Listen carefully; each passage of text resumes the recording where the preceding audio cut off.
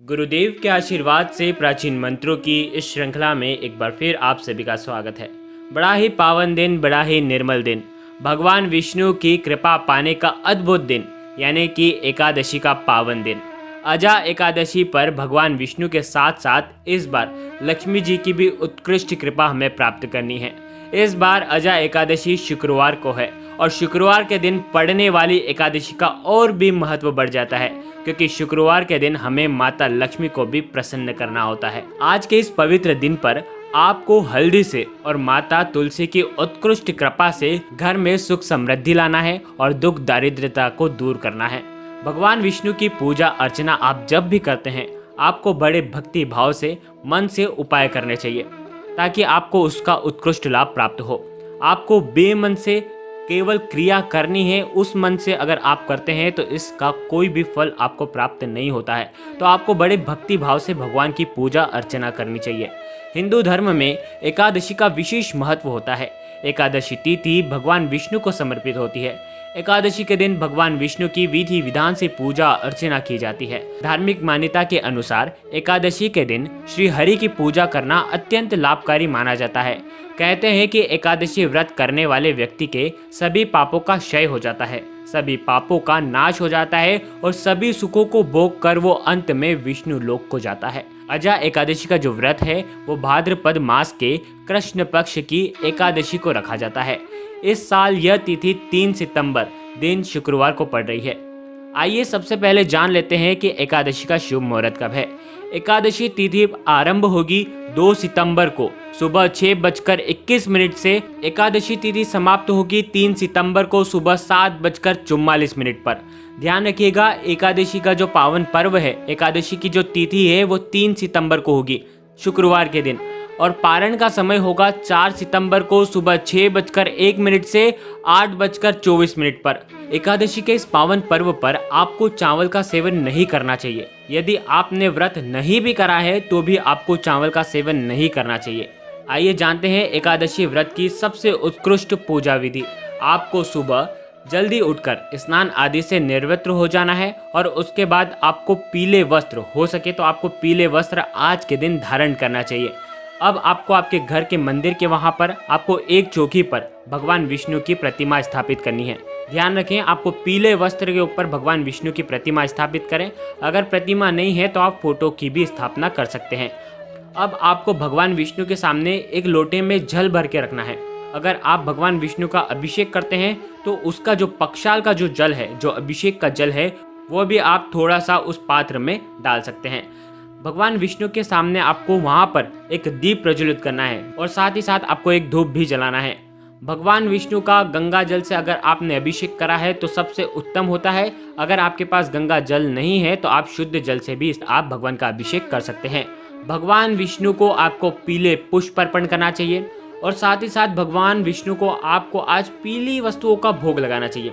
पीली मिठाई हो गई, पीले फल हो गए, आपको भोग लगाना चाहिए और उसमें आपको तुलसी दल अवश्य रखना चाहिए, क्योंकि बिना तुलसी दल के भगवान विष्णु भोग को स्वीकार नहीं करते हैं।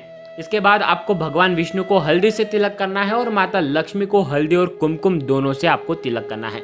भगवान विष्णु के 12 मंत्र ओम नमो भगवते वासुदेवाय का कम से कम 108 बार आपको मंत्रों का जाप करना है। बड़े भक्ति भाव से मंत्रों का जाप करिएगा। और आज तो शुक्रवार भी है, माता रानी का वार भी है, तो आज के दिन आपको ओम श्रीम नमः लक्ष्मी जी का बीज मंत्र, अत्यंत चमत्कारिक मंत्र, इस मंत्र का भी आपको 108 बार वहां पर जाप करना है। जिस हल्दी से भगवान का आपने तिलक किया है उसी हल्दी से आपको एक चुटकी हल्दी आपको उसमें से निकाल करके आपको जल के पात्र में जो आपने पूजन स्थान पर रख रखा है उसमें आपको डाल देना है। इसके बाद आपको विष्णु सहस्त्र नाम का पाठ करना चाहिए। हो सके तो विष्णु चालीसा का पाठ करें। जितने भी मंत्र हैं, अद्भुत मंत्र विष्णु जी के जो आपको याद हैं, उनका भी आप जाप करें। अगर संभव हो तो इस दिन आपको व्रत भी रखना चाहिए। इसके बाद आपको उसी दिए से भगवान विष्णु की आरती करनी चाहिए। भगवान विष्णु की आरती करने के बाद भोग लगाने के लिए आप ये ध्यान रखें कि भगवान को सात्विक चीजों का ही भोग लगाएं। एकादशी तिथि पर जगत के पालनहार भगवान विष्णु की पूजा अर्चना बड़े भक्ति भाव से आपको करना है। उनके व्रत, उनके उपाय बड़े ही भक्ति भाव से आपको करना है। एकादशी तिथि भगवान विष्णु और माता लक्ष्मी को दोनों को ही अति प्रिय है और दोनों के ही मंत्रों का आपको जाप करना चाहिए। भगवान विष्णु को तुलसी जी अति प्रिय हैं, इसीलिए तुलसी दल आपको भगवान विष्णु को हमेशा समर्पित करनी चाहिए। भगवान की पूजा अधूरी मानी जाती है अगर आपने तुलसी दल भोग में नहीं रखी है। पौराणिक कथा के अनुसार देवों और दानव की तरफ से किए गए समुद्र मंथन के समय जो अमृत धरती पर छलका, उसी से तुलसी जी की उत्पत्ति हुई थी। इसलिए इस पौधे के हर हिस्से में अमृत समान गुण होते हैं। ब्रह्मा जी ने तुलसी जी को भगवान विष्णु को सौंपा। भगवान विष्णु, योगेश्वर, भगवान श्री कृष्ण और पांडुरंग श्री बालाजी के पूजन के समय तुलसी पत्र का इस्तेमाल किया जाता है, उनकी पूजन में इस्तेमाल किया जाता है, उनकी प्रतिमा को अर्पण किया जाता है। शास्त्रों के अनुसार जो तुलसी जी की मिट्टी होती है उसमें इतनी शक्ति होती है कि आपकी जीवन में जो भी गरीबी है उसका नाश कर सकती है और ये बहुत ही पवित्र होती है। एक चुटकी तुलसी जी की मिट्टी आपका भाग्य चमका सकती है। शास्त्रों में बताया गया है कि तुलसी जी की जो मिट्टी होती है उससे आपको आसान उपाय करना चाहिए। इस अजा एकादशी के दिन, ये शुक्रवार के दिन भी है, तो भगवान विष्णु और माता लक्ष्मी की उत्कृष्ट कृपा आप पर होती है। साथ ही दारिद्रता और गरीबी का नाश होता है। कार्यों में आ रही रुकावटें भी दूर होती है। अगर लंबे समय से दुर्भाग्य आपका पीछा ही नहीं छोड़ रहा है तो आपको एकादशी के इस पावन दिन पर तुलसी जी की मिट्टी से आपको ये आसान उपाय करना है। ये उपाय आप जब भी पूजा करते हैं उस समय ये कर सकते हैं। आपने जो पूजन में जो लोटा रख रखा है, जिसमें जल का पात्र है, जिसमें एक चुटकी हल्दी भी आपने मिला रखी है, अब आपको उसे उठा करके तुलसी जी के वहाँ पर रखना है, उनके समक्ष रखना है। ध्यान रखें आपको जल चढ़ाना नहीं है, वहाँ पर आपको पास में रखना है।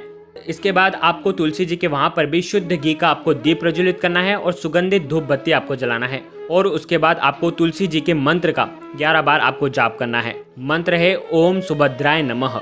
इस मंत्र का आपको 11 बार जाप करना है और अपने कष्टों को और दुख दारिद्रता को दूर करने की प्रार्थना करना है। प्रार्थना करने के बाद तुलसी जी के चरण के वहाँ पर जो मिट्टी है उसे अनामिका उंगली से आपको उठाना है और आपको उस जल के पात्र में आपको डाल देना है। थोड़ी सी ही मिट्टी आपको उठाना है और उस जल के पात्र में आपको डाल देना है। अब आपको उस लोटे के जल में जो पवित्र जल है, जो मंत्रित जल है, अब आपको क्या करना है कि उस जल से आपके पूरे घर में छिड़काव करना है। सबसे पहले आप आपके मंदिर में छिड़काव करें, आपके घर के मुख्य द्वार पर छिड़काव करें, आपके रसोई घर में आपको छिड़काव करना है। ध्यान रखें अशुद्ध जगह पर, जहाँ पर कचरा है, बाथरूम है, ऐसी जगह पर आपको जल का छिड़काव बिल्कुल भी नहीं करना है और बाकी आपको पूरे घर में जल का छिड़काव करना है। मिट्टी को गंगा जल में मिलाकर अगर पूरे घर में आप छिड़काव करते हैं तो इससे नकारात्मक ऊर्जा जो आपके घर में पनप रही है उन सभी का क्षय हो जाता है। ध्यान रखें आपके घर में ऐसी बहुत सारी जगह होगी जहाँ पर आप जाते हैं तो आपको अच्छा नहीं लगता है, आपको नेगेटिविटी फील आती है वहाँ पर, तो आपको उस जगह पर भी इस जल का छिड़काव करना है ताकि उस जगह पर सकारात्मक ऊर्जा का वास हो सके। माता लक्ष्मी का आपके जीवन में वास ही नहीं है, आपके घर में वास नहीं है, तो आप इस जल को आपके जहाँ पर धन रखने का स्थान है वहाँ पर भी आपको थोड़े से छींटे आपको वहाँ पर मारने चाहिए। ध्यान रखिएगा ये पवित्र जल है और इस पवित्र जल से आपके जीवन की सारी नकारात्मक शक्तियों का नाश होने वाला है। गुरुदेव के आशीर्वाद से प्राचीन मंत्र, यंत्र और उपाय आपको प्रभावना के रूप में दिए जा रहे हैं। आपके अपने इस चैनल को लाइक करें, शेयर करें, सब्सक्राइब करें और बेल आइकन को जरूर प्रेस करें। जय माता रानी, जय गुरुदेव, प्रणाम।